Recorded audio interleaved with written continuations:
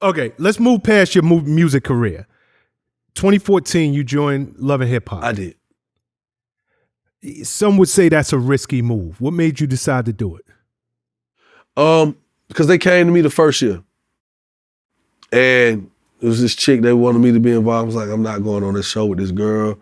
I'm a married man. I'm not finna be out here talking about this bitch, my motherfucking mistress. I'm like, I'm not doing that. I'm like, nah, I'm cool on that. You know, I got the big 13,000 square foot crib, seven car garage, nigga. I'm cool. I'm like, I'm not doing that. And I never forget going to meet with Mona. And I'm sitting here looking at Mona and not know who the fuck she is, but I had some knowledge of her because I had dealt with so many people. Chris Lighty, rest in peace. So I knew who Mona was through the music, but I didn't know her. And I remember talking to her and I was like, yeah, no, I can't do this shit. And I remember Kirk and Rashida saying, boy, you better do this shit. This shit gonna change your life. I'm like, nah, I'm not doing that shit. I'm not fucking with it. So then I remember seeing the first season and I was like, oh, this all they had to do? I was like, oh, they got this shit all wrong. Everybody trying to be hard. They're like, they got them hit records out. No, I'm like, you gotta be yourself. So the second season came around. Same shit, but now these motherfuckers is bigger. I'm like, what the fuck? Cause imagine if I'd have went on there that first season, them niggas, nobody on that show could have fucked with me. Nobody had the shit I had. They got the Bentley, fucking Ferrari, the Benz. I got every car you can think of. Big boy fucking crib.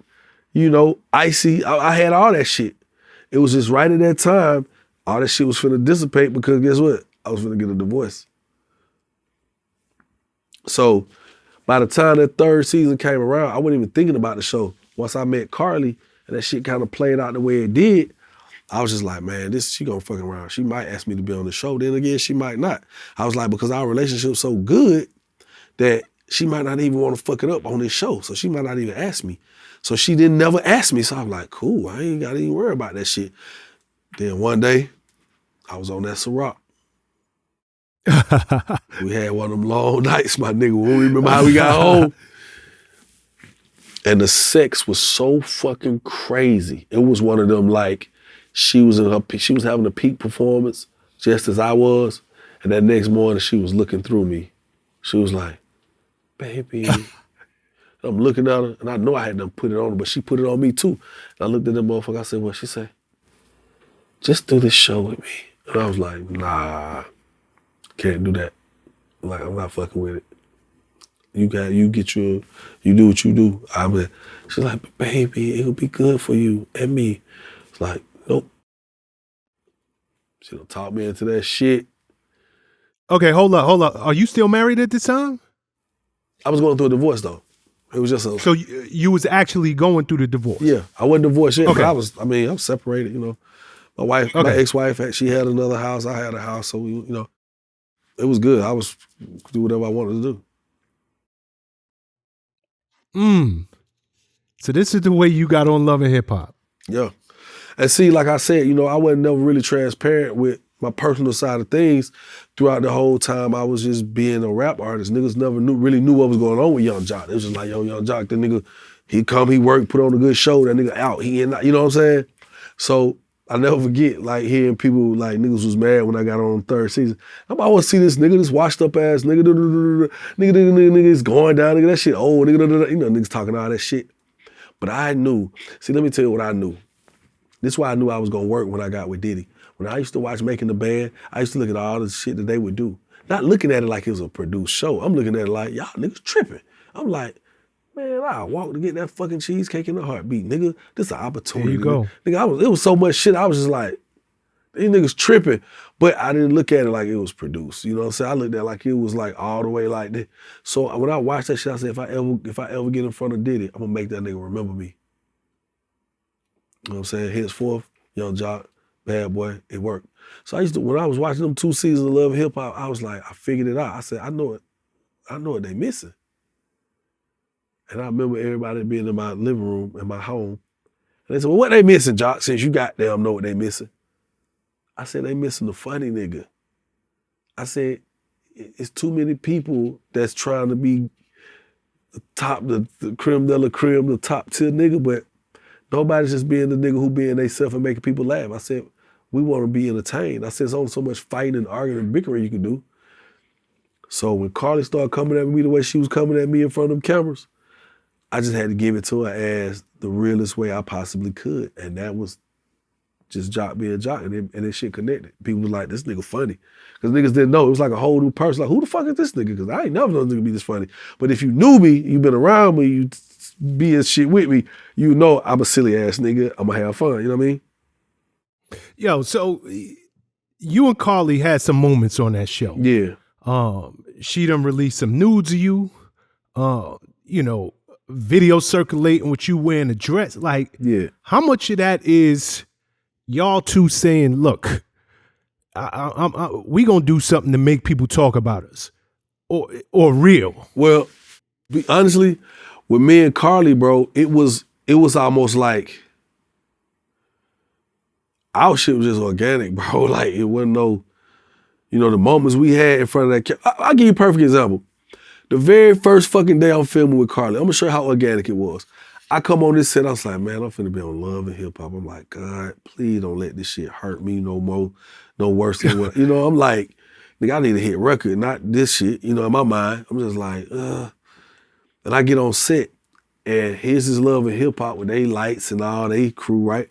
But she was filming a movie. So then it's a whole bigger crew and a bigger set, and I'm just like, this bitch got a set within a set. I'm like, that shit, what's up? So that shit had me a little nervous. So as soon as we start, she's like, baby, I just want the cheating to stop. And I'm looking at her like, fuck is you talking about? She's like, I know you've been cheating. I'm like, bitch, you ain't never caught me cheating. I'm like, what you talking about? She's like, you want me to know how I know you cheating? I'm like, yes. She's like, because you be wearing them same clothes 3 days in a row. What? Like, the fuck, I'm looking around like, what? But I couldn't look around because I know the camera's on me. I'm like, and people in the back like, so I was like, oh, this bitch got me on this show and finna try to drag me.